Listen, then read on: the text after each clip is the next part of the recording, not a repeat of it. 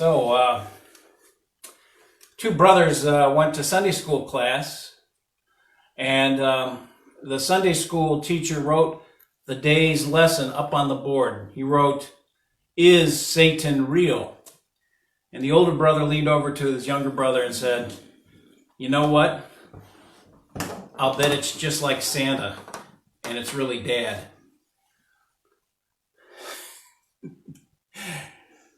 You know, what would happen if Satan lost all his hair? There'd be hell to pay.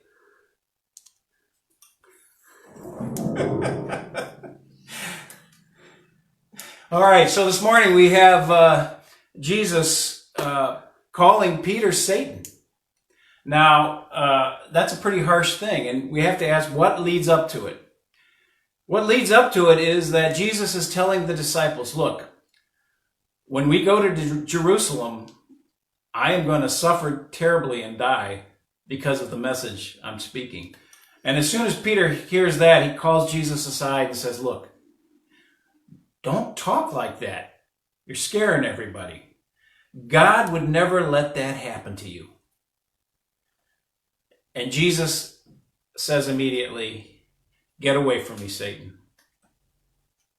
You know, the more I understand that every one of these stories has a deeper meaning, the more those meanings just jump out at me when I read them. So let's look at this one. Deeper meaning number one. Avoiding suffering is never part of following Jesus on the way.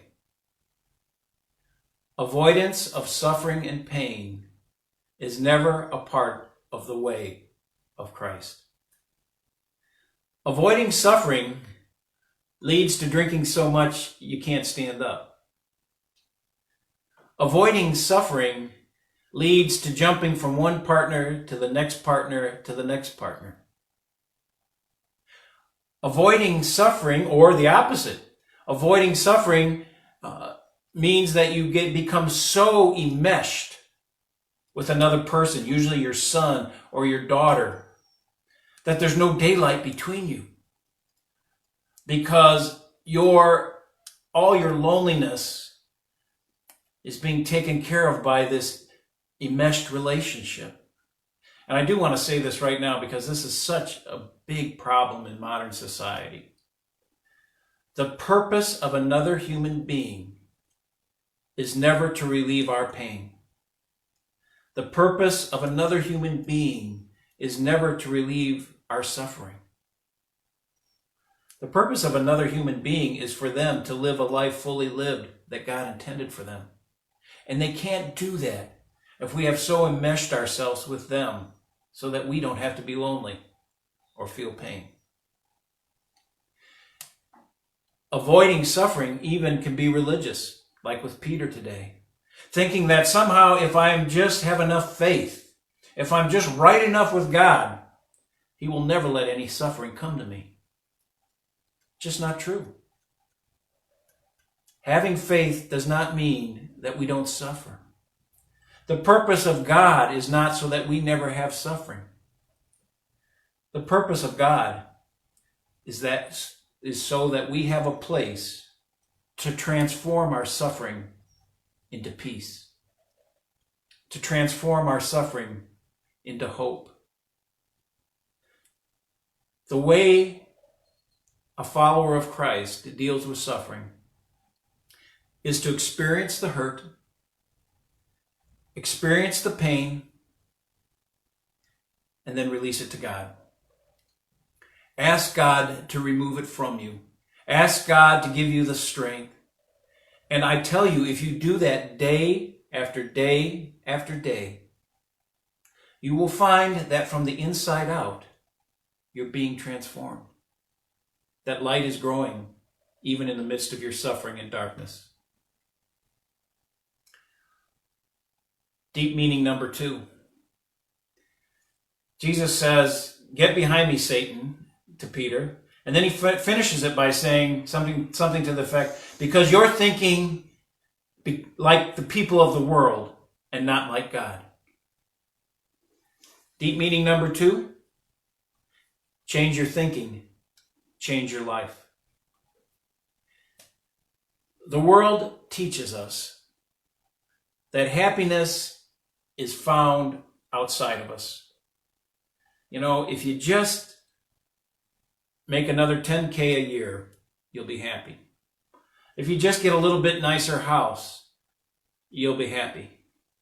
If you just find the perfect man to be with, you'll be happy. If you just find the perfect woman to be with, you'll be happy. If you could just have a full head of hair, you'll be happy.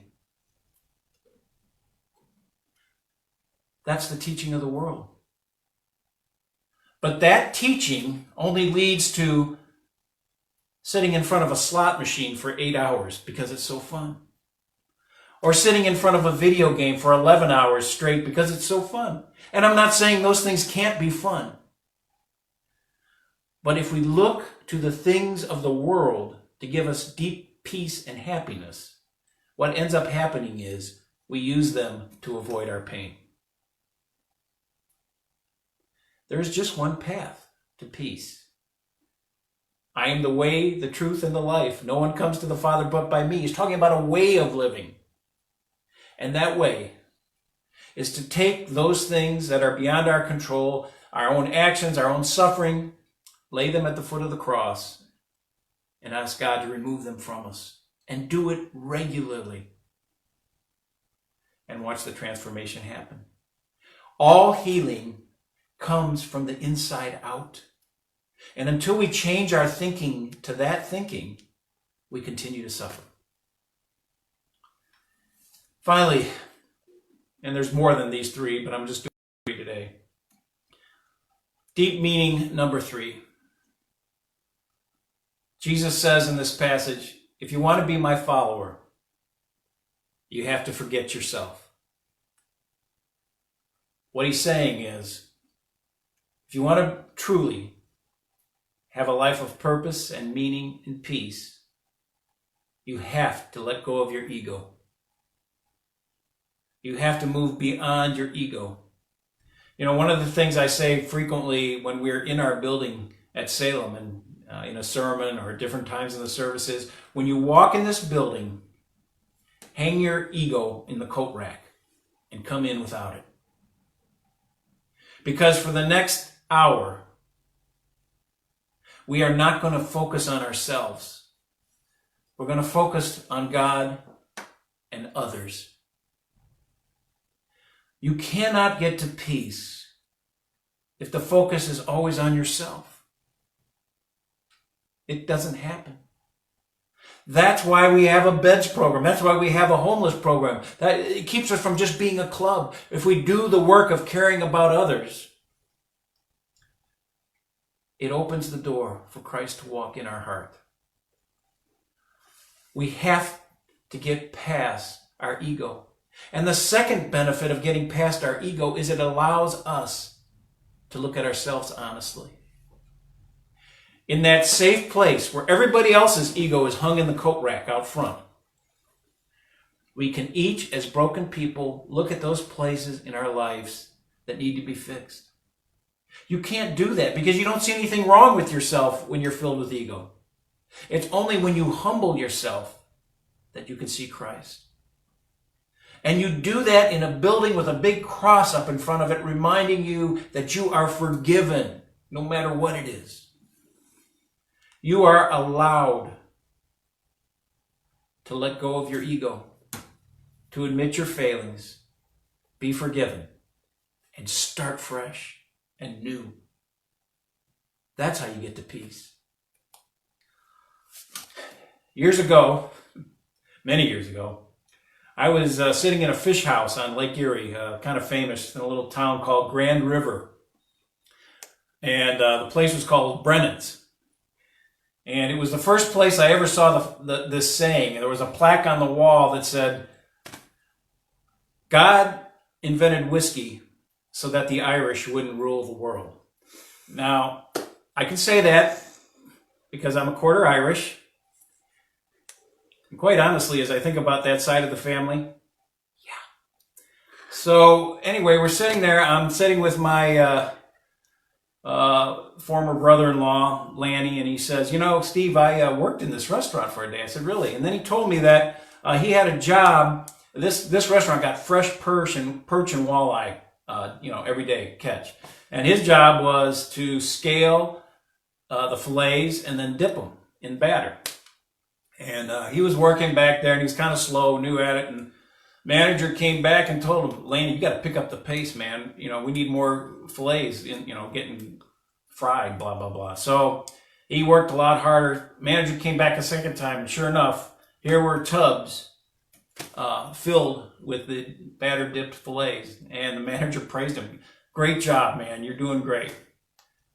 The third time the manager came back to see Lanny, he fired him because out in the restaurant, people were spitting scales out of their mouth. Lanny had decided it was too much work to do all that scaling, so he just dipped them with the scales on. And all these went out to the customers.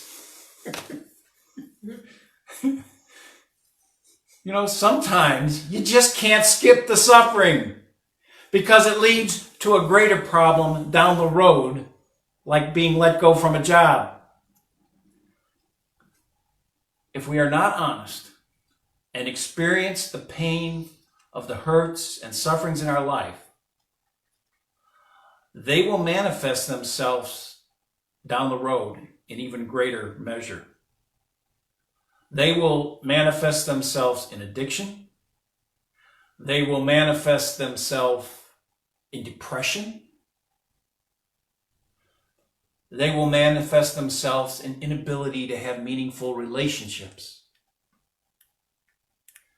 The way of Christ is the way of humility. Admit our pains and our sufferings. Leave them at the foot of the cross for God to take care of. And be renewed. I don't know how anybody makes it through this life without having a spiritual life. This discipline, this scaling of fish, just taking the time daily to pray and weekly to worship, renews us, brings us to peace. Even if you never come to church and have just been watching this Facebook service week after week, have you not found this little time helps you to center your life? It really does work. All healing comes from the inside out. All peace comes from the inside out. We can accumulate everything we want in this world, but it will not bring us what we're finding this morning. Together, humbly admitting our frailties and faults, being forgiven, and thinking about how we can serve others. May you continue on that path this week and know peace. Amen.